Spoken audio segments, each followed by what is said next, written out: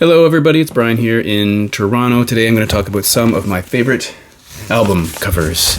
A couple of days ago, I was watching a video from Jack, the music guy. I've been following him for quite some time now, and he posted a video that was called Some of My Favorite Album Covers. I'll post a link below, of course. And I thought I need to get in on this for two reasons. One is because it's a great idea. And secondly, if you've been watching this channel for any length of time, you may remember that I did 5 videos in which I discussed what I call terrible album covers. I covered 25 album covers, and believe it or not, I have a longer list of other album covers that I think are also terrible. I haven't gotten back to doing that. But at the same time, when doing that, I felt that I needed to balance out all that negativity with some positivity. So in fact, I made a list of 60 to 70 album covers that I liked, maybe more, and I put them into categories. I had a category for black and white photography, color photography, illustrations, minimal design, illustrations, but I never got around to making any videos. So this is a good prompt to get going with that. So I have 10 things, and I'm going to start with an EP from 1979 from the Human League called The Dignity of Labor, Parts 1 through 4. Now, I'm sure some of you will know that the Human League changed their sound in some respects. You know, later on we had things like Don't You Want Me and Fascination, but back in the day, they were more experimental. Certainly synth, I'd hate to say synth pop, but experimental. It's really cold and mechanical sounding music, the electronic kind of sound. The back has nothing on it, by the way. This is only 20 minutes long, 19 minutes and some seconds long. In some respects, I think this might be the best thing that the Human League ever did. I really love it. And I'm a sucker for album covers that have black and white photography especially. I could have chosen 10 of those, but I decided to include some other things as well. So this image depicts Yuri Gagarin, who apparently had just landed from orbit, and he's walking this long piece of carpet to receive a medal for his service to the homeland. Now, this recording is about the Vostok 1 space program, or this Vostok 1 rocket, and Yuri Gagarin's flight, but you'd never know that because it's instrumental. But there's something about this image that is really off-putting or makes you feel a little strange because he's so far away from the crowd. I don't know when he had time to change. He had just landed, yet he changed into this Soviet uniform. But it's weird that the crowd is so far away from him. You can see in the crowd there's banners and photographs and security and stanchions in place, and he's walking this very lonely path, which I think is kind of funny considering he'd just been in space. It's a really, I guess I was thinking about the ticker tape parades that we had in the United States after the moon landings and stuff. Anyway, interesting image. I've always loved that.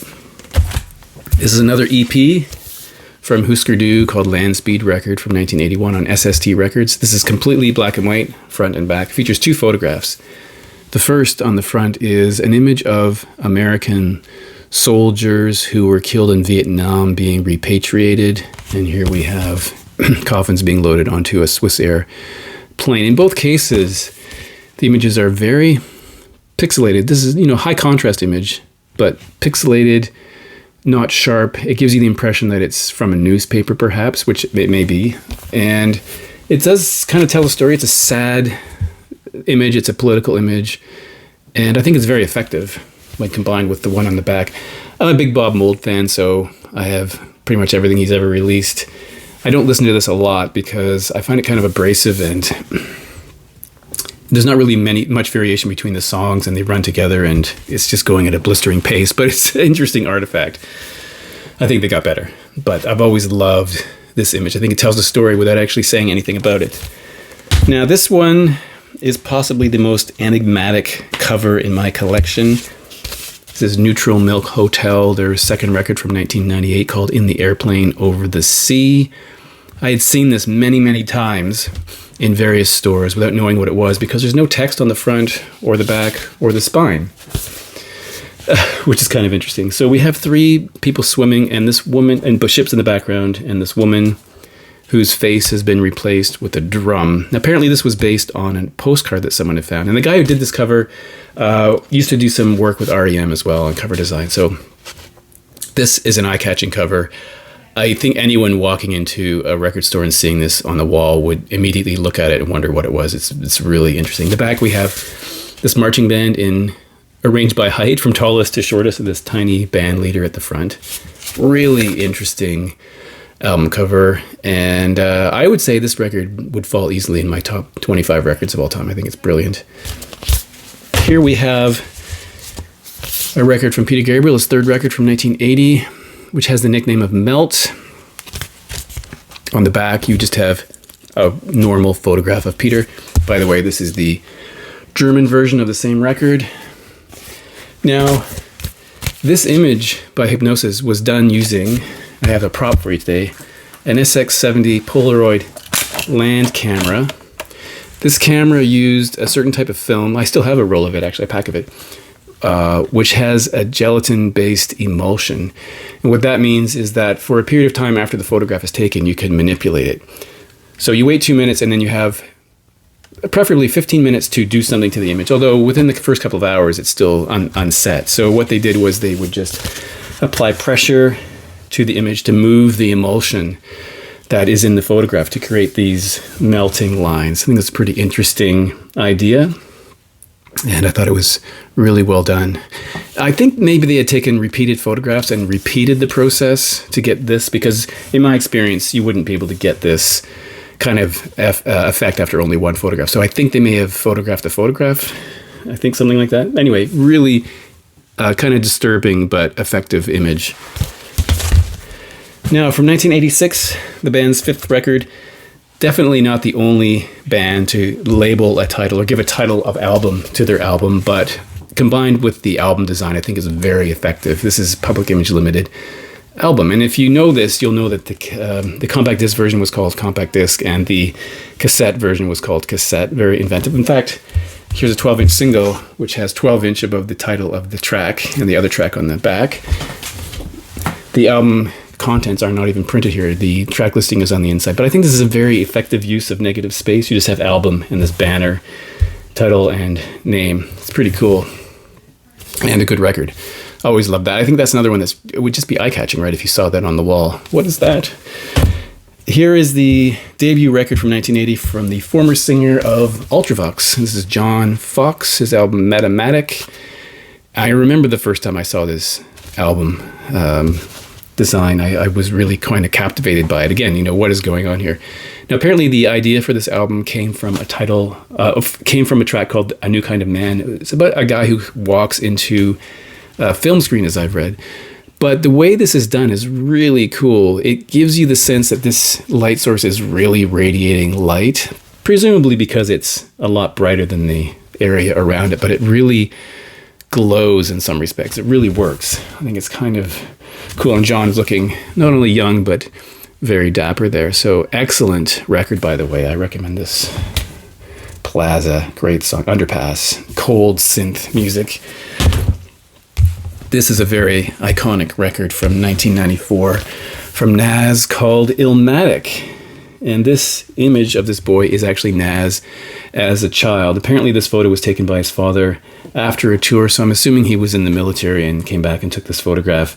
But Nas's face is superimposed over the area he lived, which I think it's the Queensbridge housing projects.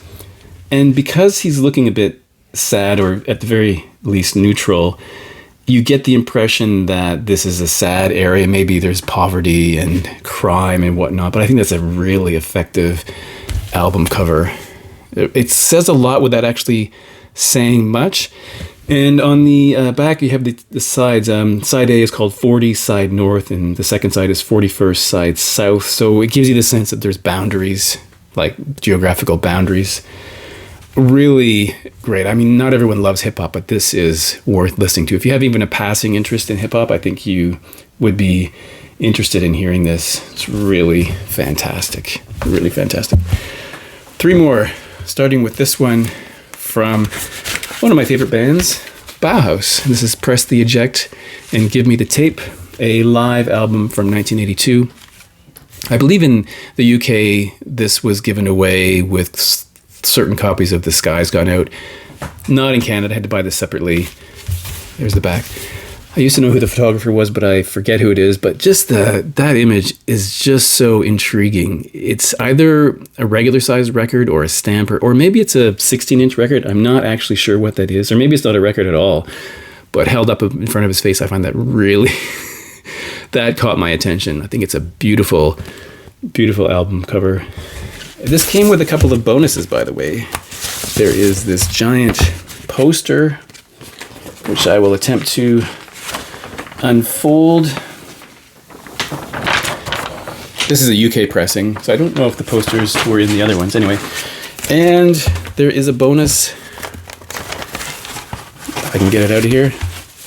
45 called Satori in Paris, which has a live version of Double Dare and Hair of the Dog. Cool.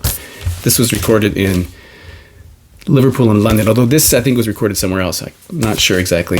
Now, the last two, we have possibly the most iconic record album design I can think of, and that is Joy Division, Unknown Pleasures. This is a image of radio waves from Pulsar CP1919, rendered in this really cool, you may have, even people who don't know Joy Division have probably seen this before because it's on t-shirts.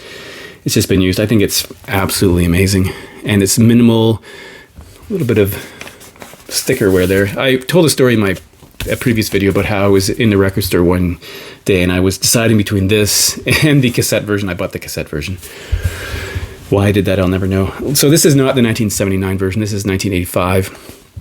Canadian pressing, but it is factory records. I later gave away my copy of my cassette, which I regret. Should have kept it too. But this is, I think, a really fantastic. Possibly, if I were ranking them, this might be number one. Well, the next one is in close running. I think, and the record itself is incredible. So the other album that I immediately thought of, and when I thought of doing this, the two that I knew I wanted to show were Joy Division and this one from The Clash, London Calling, which I have loved ever since the first time I saw it. Paul Simonon smashing his bass. You know, I think I read the band wasn't convinced they should use this photo because it's not in focus. I think that just adds to it. And you have this lettering that recalls the Elvis Presley record. This is such a perfect punk rock album cover, although they kind of moved away from punk rock by this time. It's back. And this is always been in my top 5 albums of all time. And so it's a bonus that I love the album cover so much. Came out in 1979, but of course I mentioned in another video, we didn't get this till early 1980. So I think of this as a 1980 record, but excellent. Love that album cover. It's so good. So that's it. 10 of my favorite album covers. I'd like to see yours. I'm sure Jack would like to see yours. So see you in the next video.